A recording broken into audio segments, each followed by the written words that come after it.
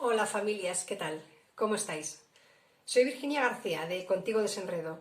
Este es el capítulo número ya 19 de la serie La Adolescencia y yo soy profesional de la educación respetuosa y de la mediación tanto civil como familiar. Con este capítulo semanal lo que pretendo yo hoy, con este rapidito, es, como siempre, invitaros a la reflexión sobre algún tema concreto relacionado con los adolescentes, daros un poco de información que os pueda ser útil y también, en este concretamente, intentar apaciguar alguna de las almas que están tan asustadas por una etapa concreta y por una situación concreta que se está dando cada vez más habitualmente. Este capítulo lo titulamos ¿Qué pasa a los 13 años? Lo que pasa a los 13 años es que me estoy encontrando con familias que están asustadas y que están casi rotas en algunos casos o rotas en otros. Cuando hablo de familias que están asustadas, a mí me habla de miedos, y cuando hablo de familias que están casi rotas, me habla de desconexión emocional. Es un tema que, como veis, se comparte en casi todos los capítulos porque nuestros miedos nos bloquean, nos impiden pensar con claridad y porque la desconexión emocional nos distancia de nuestros seres queridos. Vamos a ver cómo podemos presentar la situación para entenderla y qué podemos hacer a favor de que todo esto lo manejemos o lo podamos gestionar, mejor dicho, de la forma más segura y más amable posible. Las madres que me consultan se sienten asustadas porque se sienten sin recursos y no tienen recursos suficientes, o por lo menos los que tenían ahora ya no les sirven ante tanta y tanta novedad que va surgiendo. ¿Qué pasa a los 13 años? A los 13 años desaparece la niña que conocíamos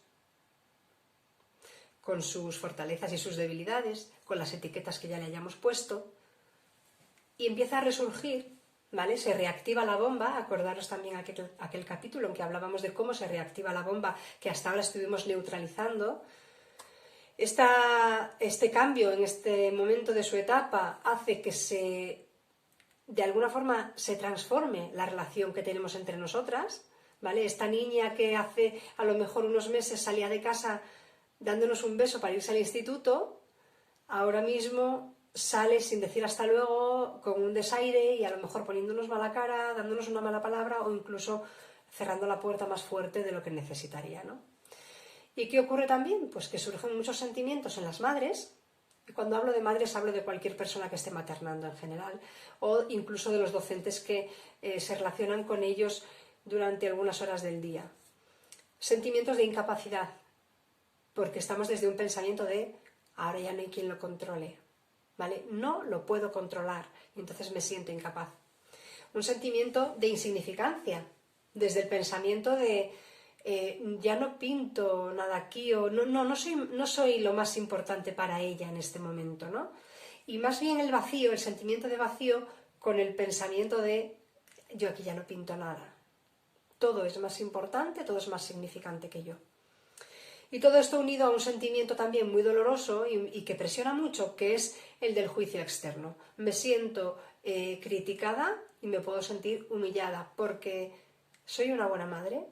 Mi hija está haciendo este tipo de cosas diferentes. De repente aquella niña desapareció y se convirtió, o bueno, se está transformando en algo más, y el cambio, esta etapa de cambio, nos está trayendo situaciones, movimientos, actitudes, gestos que no esperábamos de ella y que pueden estar haciendo que la mamá de la amiga opine, la pareja opine, los hermanos opinen, las madres nuestras opinen, etc. Ese juicio externo también es bloqueador.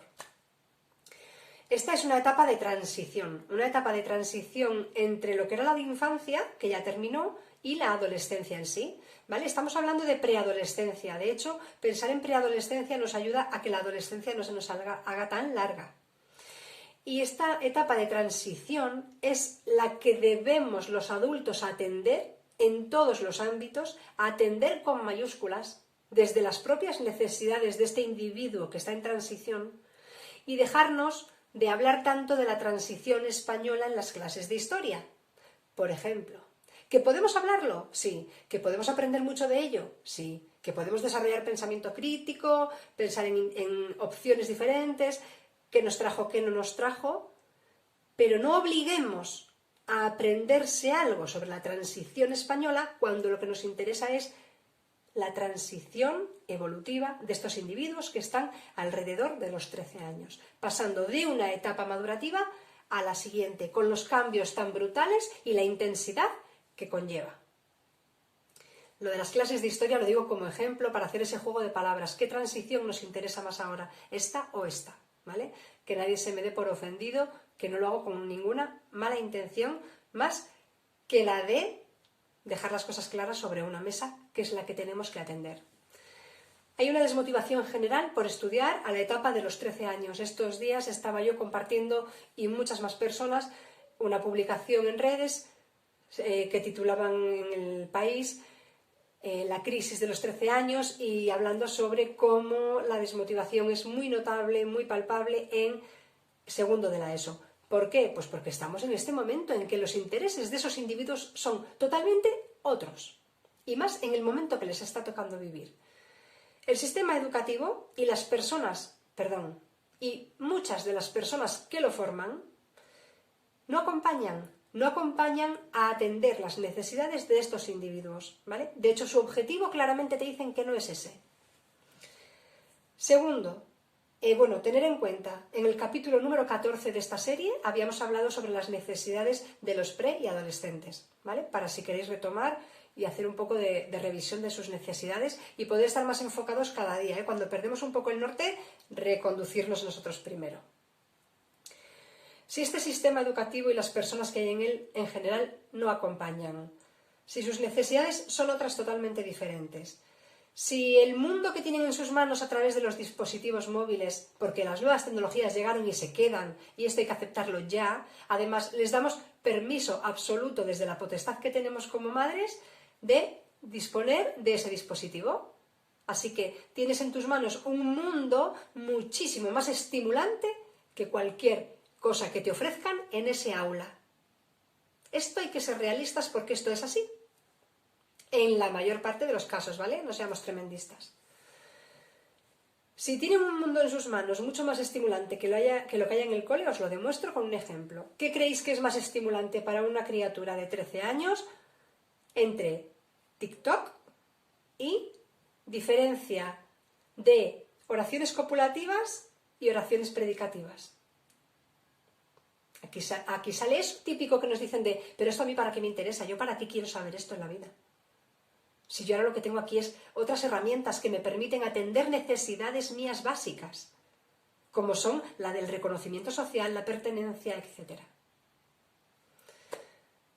Aquí tengo otro juego de palabras. No les interesan las frases o oraciones, copulativas. Les interesa copular y todo lo que tenga que ver con ese tema. ¿Qué hacemos los adultos? No. Esto te lo bloqueo. Aquí, en vez de darte algún cauce, algún acompañamiento más o menos acotado de seguridad y de información real y de información honesta y coherente y cercana, no. Esto bloqueado. De copulación solo copulativas, oraciones copulativas, ¿vale? Esto es lo que te tiene que interesar ahora. A ese chico lo perdemos por el camino, pero es que nos lo estamos ganando a pulso. Esto no cuadra, no encaja. Luego supone que una pelea tanto en el aula como en la casa. En el aula que les van a decir tú no vales, y en la casa que le van a decir así no vas a ninguna parte. O sea que todo esto es lo mismo y es un yo que pinto aquí, mejor me voy. Cuando coge el de 13 años y dice me piro de esta casa, yo de aquí me voy. No me entendéis, me agobiáis, me hacéis la vida imposible. A la orden del día.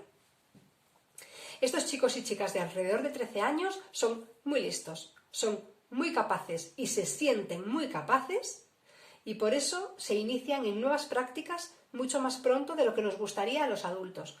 ¿Por qué? Porque esas prácticas consideramos que son de riesgo. Hay riesgos para la salud, hay riesgos para la integridad física y hay riesgos para la integridad moral.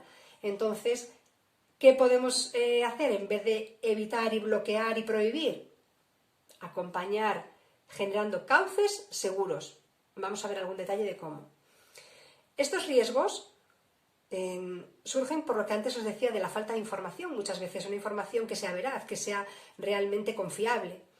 Y esta información, para que sea confiable, se la tenemos que dar nosotros. Y nosotros tenemos que poder confiar en ellos para darles la información. ¿Queremos que vayan por el mundo a lo loco o queremos que vayan con algo de herramienta útil? Otro punto, que corren estos riesgos y se inician en nuevas prácticas para atender esas necesidades que tienen básicas.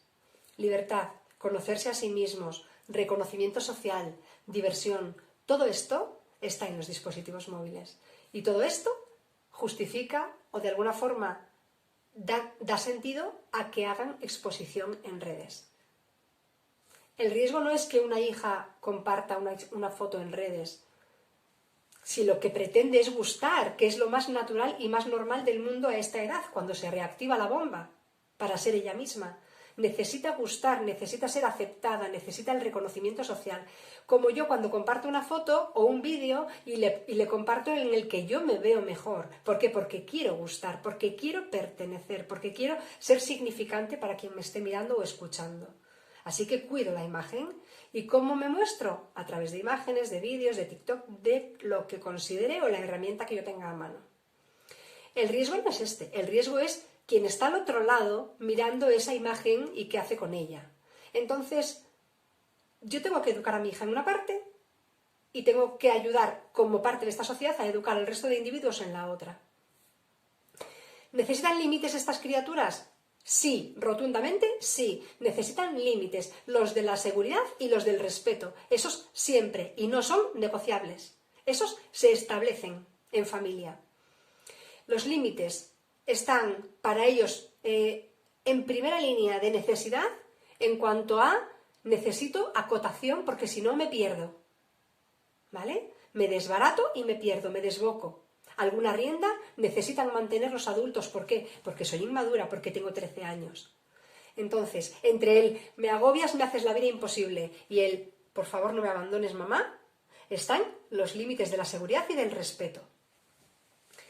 Primera pregunta, ¿los cumplo yo como adulta, los límites de la seguridad y del respeto? Porque es lo primerísimo que voy a tener que revisar. ¿Los cumplo yo para poder exigirle a ella que los cumpla? ¿O establecerlos en esta familia como un condicionante de la convivencia? Recordar también en esta miniserie tenemos capítulo 7, límites a los adolescentes, y capítulo 8, qué hacer si se los saltan. También podéis echar una revisión para acabar de armar el puzzle. Os recuerdo, cuando vosotras os perdáis, reconduciros, en vez de reconducir a los jóvenes. Primero reconduciros vosotras. ¿Cómo pongo los límites? Lo voy a recordar brevemente. Desde vuestra potestad. Desde la misma potestad que tuvisteis para decirle sí, tienes permiso para tener un móvil. A lo mejor con 12 años. ¿Por qué? Pues porque la excusa es que hice la primera comunión. A lo mejor es que hay veces que hay justificaciones que las veo tan absurdas y tan irracionales. Con la misma potestad que dijiste un día que sí, puedes decir que no.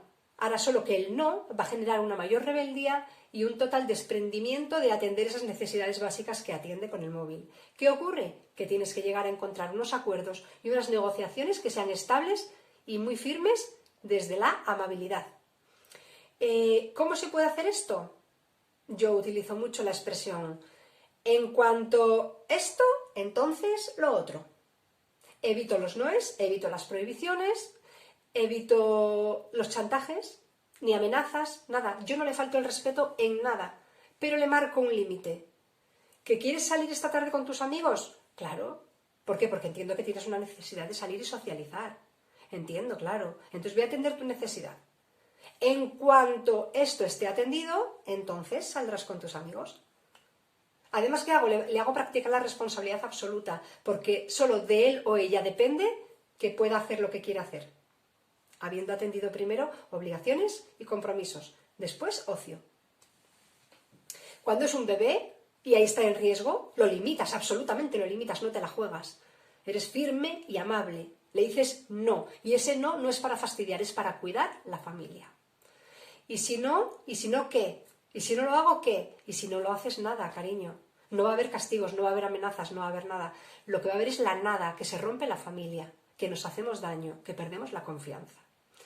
Pues me da igual, me piro de esta casa. Bueno, pues la persona a la que te pueda acoger, que te cuide y te ampare hasta que decidas volver, ¿vale? Apoyo entre todas y respeto mutuo.